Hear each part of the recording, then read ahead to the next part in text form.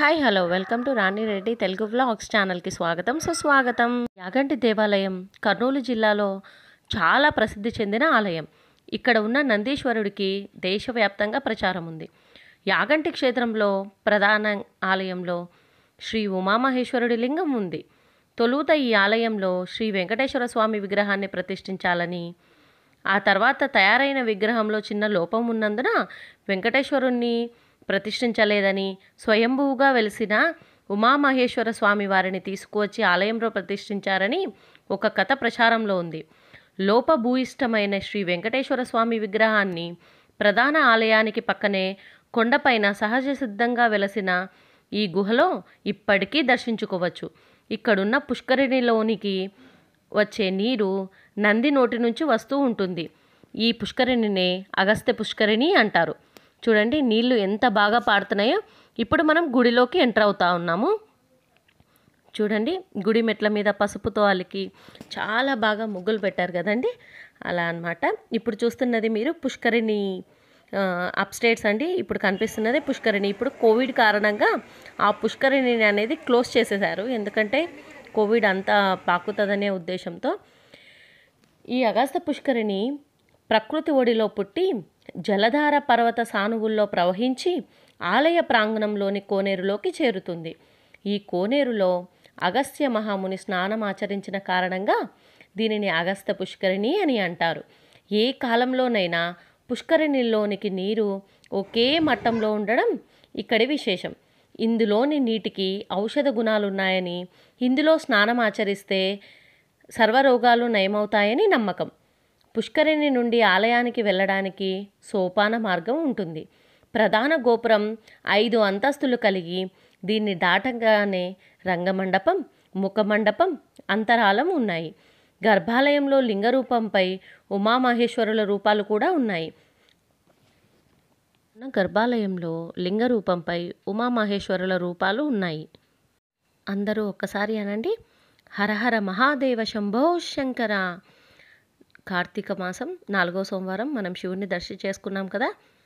యాగంటి క్షేత్రంలో సహజ సిద్ధంగా ఏర్పడిన కొండ గుహలు మనల్ని ఆశ్చర్యానికి గురి చేస్తాయి. ఇక్కడ వెంకటేశ్వర స్వామి గుహ, అలాగే వీరబ్రహ్మేంద్ర స్వామి గుహ, అలాగే శంకర గుహ, రోకళ్ళ గుహ, ఇలాంటి గుహలు ఉన్నాయి. ఇప్పుడు మనం పుష్కరిణి వైపు వెళ్దామండి. ఇక్కడ పుష్కరిణిలో నీళ్లు స్వామివారి అభిషేకానికి వాడతారు. అలాగే ఇక్కడ లోపల ఉన్న ఈ పుష్కరిణిలో స్నానం ఆచరించడానికి ఎవరు ఒప్పుకోరండి. బయట ఉన్న పుష్కరిణిలోనే అందరూ స్నానం ఆచరిస్తారు. ఇవి కేవలం స్వామివారికి ఉపయోగిస్తారు. చూడండి ఎంత బాగుందో. ఇక్కడ నంది నోటి నుంచి నీళ్ళు వస్తాయండి. దీనినే అగస్త్య పుష్కరిణి అని అంటారు. చూడండి పైన ఎంత అద్భుతంగా ఉందో. ఎవరైనా ఆర్కిటెక్చర్ చేస్తే వస్తుంది, కానీ ఇక్కడ ఆటోమేటిక్గా దేవుడే సృష్టించుకున్నాడు ఈ ఆర్కిటెక్చర్ని. ఎంత అద్భుతంగా ఉంది కదా. ఇక్కడ స్వామివారి మండపానికి బ్యాక్ సైడ్ ఇలా ఒక చిన్న రూమ్ ఉందండి. ఇక్కడే నంది విగ్రహము అంతకు అంతా పెరుగుతుందని పురావస్తు శాఖ వారు తెలియజేశారు. ఈ నంది విగ్రహం స్వయంభూవుగా వెలిసిందంట అండి. ఈ బసవన్న విగ్రహంలో జీవకళ ఉట్టిపడుతూ ఉంటుంది. దానిని చూడగానే లేచి రంకెవేయడానికి సిద్ధంగా ఉందేమోనని అనిపిస్తుంది. ఈ బసవన్న అంతకు పెరిగిపోతూ ఉందన్న మాట పురావస్తు శాఖ కూడా స్పష్టం చేసింది. కలయుగాంతంలో ఈ యాగంటి బసవన్న లేచి రంకె వేస్తాడని బ్రహ్మంగారి కాలజ్ఞానంలో ప్రస్తావించబడి ఉంది. ఇప్పుడు మీరు చూస్తున్నది వెంకటేశ్వర స్వామి గుహ అండి. ఆ వెంకటేశ్వర స్వామి ఇలా ఉన్నారు. అలాగే ఇప్పుడు మీరు చూస్తున్నది వీరబ్రహ్మేంద్ర స్వామి గుహ. ఇక్కడే భక్తులకి జ్ఞానోపదేశం చేశారని చెబుతారు. ఇక యాగంటిలో కాకి కనిపించదని థంబ్నెయిల్లో పెట్టాను కదండి, దాని కథ ఇప్పుడు తెలుసుకుందాం. ఇక్కడ ఇందుకు సంబంధించినటువంటి ఒక కథ ప్రచారంలో ఉంది. పూర్వం ఈ ప్రాంతాన్ని దర్శించిన అగస్త్య మహాముని అక్కడ వెంకటేశ్వర స్వామి విగ్రహాన్ని ప్రతిష్ఠిస్తే బాగుంటుందని భావించాడు. ఆయన ఆ విగ్రహాన్ని మలుస్తూ ఉండగా చేతి బుడటన వేలికి గాయమైందట. తన సంకల్పంలో లోపముందేమో అని సందేహం తలెత్తడంతో వెంకటేశ్వర స్వామి గురించి తపస్సు చేశాడట. ఆ సమయంలో కాకులు ఆయన తపస్సుకు భంగం కలిగించడంతో అవి ఆ ప్రాంతంలో సంచరించకుండా నిషేధాన్ని విధించాడట. అందువల్లనే ఇక్కడ కాకులు కనిపించవని చెబుతుంటారు.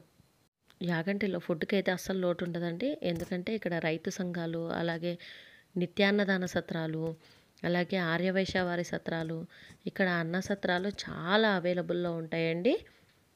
ఇప్పుడు ఇక్కడ చూడదగ్గ ప్రదేశాలు కొన్ని ఇక్కడ మెన్షన్ చేశాను, చూడటానికి ట్రై చేయండి. ఇక ఈ యాగంటి క్షేత్రానికి రావటానికి కర్నూలు నుండి సుమారు 100 కిలోమీటర్లు దూరంలో, అలాగే కర్నూలు, బనగానపల్లె, నంద్యాల, అనంతపురం ఇక్కడి నుంచి ఇక్కడికి బస్సు సౌకర్యాలు కలవు. నా ఛానల్ కనుక మీకు నచ్చితే ప్లీజ్ నా ఛానల్ని లైక్ చేయండి, షేర్ చేయండి, కమెంట్ చేయండి, అలాగే నా ఛానల్ సబ్స్క్రైబ్ చేసుకోవడం మర్చిపోకండి. Thank you for watching.